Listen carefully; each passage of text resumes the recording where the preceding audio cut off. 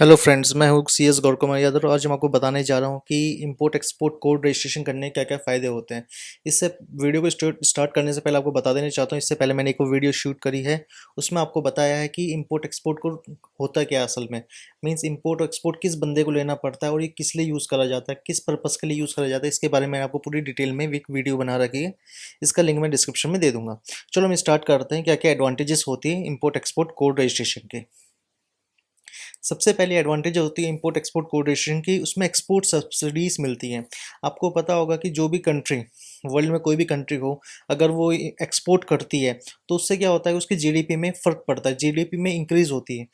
और जिसके कारण कहते हैं गवर्नमेंट चाहती है कि हर कंट्री में उसकी एक्सपोर्ट सबसे ज़्यादा हो। एक्सपोर्ट ज़्यादा होने के कारण कम जो इकनॉमी है उसको बेनिफिट मिलता है। इसके कारण जो कंट्रीज़ है उन पे 0% टैक्स लगाते हैं। मीन्स जो एक्सपोर्ट करते हैं उनमें आपको कम गवर्नमेंट होती है वो आपको एक्सपोर्ट सब्सिडीज प्रोवाइड करती है, ताकि वो इंक्रीज कर पाए एक्सपोर्टर को, कि ताकि वो ज़्यादा से ज़्यादा एक्सपोर्ट कर पाए। तो इसमें गवर्नमेंट बहुत सारी सब्सिडीज आपको प्रोवाइड करती है। सेकंड, अगर आप इंटरनेशनल मार्केट में इंपोर्ट और एक्सपोर्ट करते हो तो आपको पता होगा इंटरनेशनल मार्केट में क्वालिटी बहुत मैटर करती है। अगर आपकी क्वालिटी अच्छी है जब भी आपका कोई प्रोडक्ट बाहर खरीद रहा है या आप किसी और का प्रोडक्ट खरीद रहे हो, तो इससे फ़ायदा क्या होता है कि आपकी जो आपकी कंपनी है या आपका कोई बिजनेस है उसकी ब्रांड वैल्यू इंक्रीज होती है, क्योंकि जो बंदा इंपोर्ट एक्सपोर्ट करता है उनमें क्वालिटी बहुत मैटर करती है। इसके कारण जो ब्रांड की जो वैल्यू होती है ऑटोमेटिकली इंक्रीज होती है, जिसके कारण आपकी गुडविल इंक्रीज होती जाती है डे टू डे बेसिस पे। फिर आपको जो ये पता होगा कि जो इंपोर्ट एक्सपोर्ट कोड रजिस्ट्रेशन होता है, इसका जो भी प्रोसीजर होता है पूरा पूरा ऑनलाइन है। इसमें आपको ऑफलाइन गवर्नमेंट डिपार्टमेंट में विजिट नहीं करना पड़ता। पहले क्या होता था, पहले हमें ऑफलाइन ऑफलाइन एप्लीकेशन फाइल करनी पड़ती थी, गवर्नमेंट डिपार्टमेंट में जाना पड़ता था, टाइम लगता था वहाँ से। बट आज की डेट में एप्लीकेशन पूरा ऑनलाइन प्रोसीजर हो चुका है।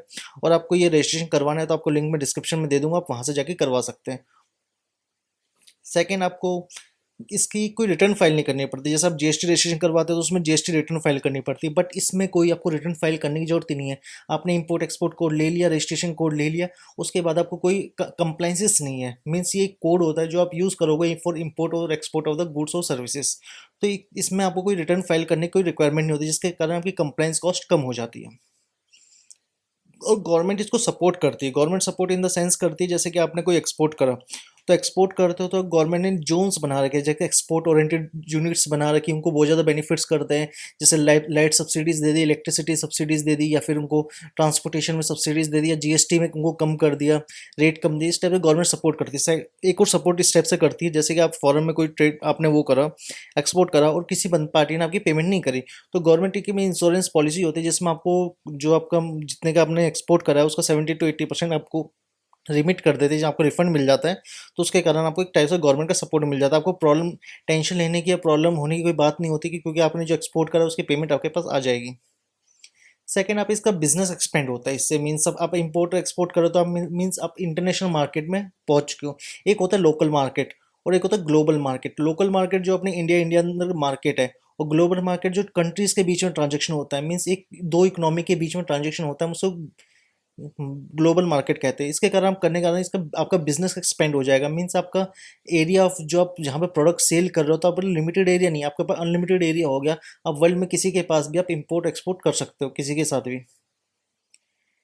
फिर आपको पता होगा इस पे जब एक्सपोर्ट करते हो तो आप पे कोई ड्यूटी नहीं लगती। जैसे आप इंपोर्ट करते हो तो आपको पता होगा कस्टम ड्यूटी लगती है, जैसे कि गोल्ड पे 28% या 30% की मिलती है, लग्जरी कार्स पे 100% की वो लग जाती है, कहते हैं एक्स कस्टम ड्यूटी लग जाती है। इस टाइप में एक्सपोर्ट पे कोई कस्टम ड्यूटी नहीं होती है, फ्री ऑफ कस्टम ड्यूटी होता है। इसमें आपको कोई export of goods and services पर आपको कोई भी कस्टम ड्यूटी पे नहीं करनी पड़ती। सेकंड, जो ये एक रजिस्ट्रेशन कोड होता है, इसकी वैलिडिटी लाइफ टाइम होती है। मीन्स जब तक आप जिंदा हो जब तक आपकी वैलिडिटी है। मीन्स आपको कोई रिन्यू कराने की जरूरत नहीं है, 2 साल 3 साल बाद आपको रिन्यूअल फीस देने की जरूरत नहीं है। आप जब एक बार आपने रजिस्ट्रेशन करवा लिया उसके बाद आपको हमेशा के लिए एक ही नंबर रहेगा और आप उसे यूज़ करते रहो without and filing any returns, और उसकी कोई वैलिडिटी होती नहीं है, लाइफ टाइम वैलिडिटी होती है।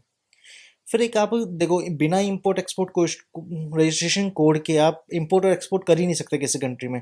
आपको इसके लिए लेना पड़ेगा, और एक जब इसके ले लोगे तो आप एक लीगल ट्रांजेक्शन बन जाएगा। आप कोई भी इंपोर्ट करोगे एक्सपोर्ट करोगे तो एक ट्रांजेक्शन है वो एज ए लीगल माना जाएगा। तो उसमें क्या होगा कि आपको कोई पनिशमेंट नहीं होगी या फिर आपको पेनल्टी नहीं लगेगी अगर आप इनलीगल तरीके से आप कोई ट्रांजेक्शन कर रहे हो। तो मेन सबसे इंपॉर्टेंट डॉक्यूमेंट है इंपोर्ट एक्सपोर्ट करने के लिए, सबसे मेन डॉक्यूमेंट है। फिर इसमें क्या होता है, एक इंडिविजुअल पर्सन भी अप्लाई कर सकता है। जैसे कि मैं एक इंडिविजुअल पर्सन हूँ, मेरा कोई ना कोई कंपनी बना रखी है, ना मैंने कोई फर्म बना रखी है, ना कोई प्रोप्राइटरशिप फर्म बना रखी है। तो इस केस में क्या होता है, मैं खुद भी उसके लिए अप्लाई कर सकता हूँ। ये नहीं कि मुझे अपने आप को कंपनी एज ए रजिस्टर्ड करना पड़ेगा, या फिर मुझे अपनी एक बड़ी कंपनी बनानी पड़ेगी, कोई टर्नओवर क्राइटेरिया होगा या कुछ होगा। इसके लिए कोई क्राइटेरिया नहीं है और कोई भी पर्सन इसमें अप्लाई कर सकता है। तो ये इसकी इंपोर्ट एक्सपोर्ट कोड रजिस्ट्रेशन की इसकी एडवांटेजेस है। और इसके नेक्स्ट वीडियो आपको बताने वाला हूँ कि इंपोर्ट एक्सपोर्ट कोड रजिस्ट्रेशन करने का क्या प्रोसेस होता है, उसके बारे में आपको पूरा वीडियो में डिटेल में बताऊंगा। वो थैंक्स फॉर लिसनिंग।